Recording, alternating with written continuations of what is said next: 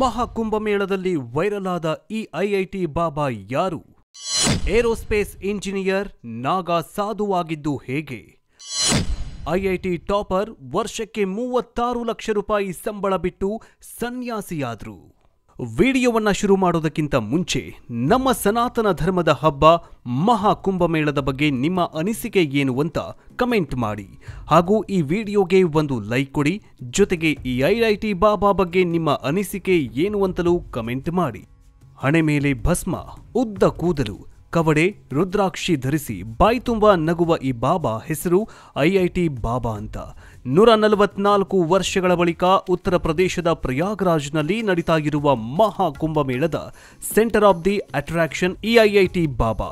ಈ Abhay Singh alias IIT ಬಾಬಾ ಈಗ social ಮೀಡಿಯಾದಲ್ಲಿ ಸಿಕ್ಕಾಪಟ್ಟೆ ಸದ್ದು ಮಾಡ್ತಿದ್ದಾರೆ.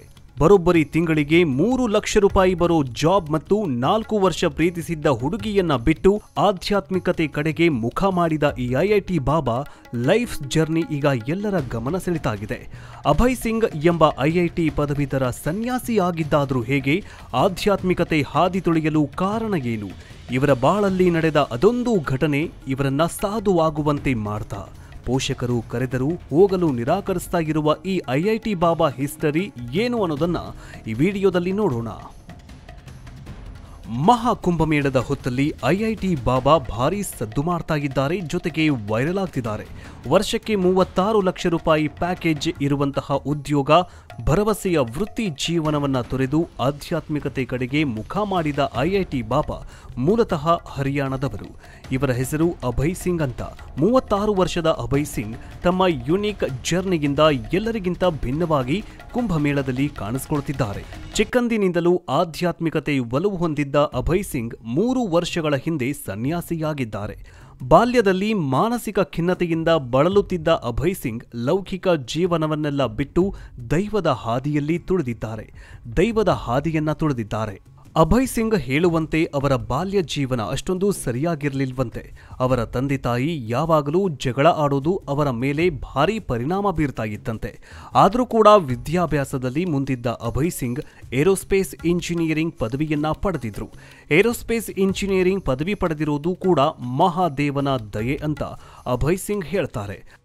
ಐಐಟಿ ಬಾಂಬೆಯಿಂದ ಪದವಿ ಪಡೆದು ಕಾರ್ಪೊರೇಟ್ ಜಗತ್ತಲ್ಲಿ ಸ್ವಲ್ಪ ಕಾಲ ಕೆಲಸ ಮಾಡಿದ ಅಭಯ್ ಸಿಂಗ್ ಬಳಿಕ ಫೋಟೋಗ್ರಫಿ ಹಾಗೂ ಆರ್ಟ್ ಕಡೆಗೆ ಮುಖ ಮಾಡ್ತಾರೆ.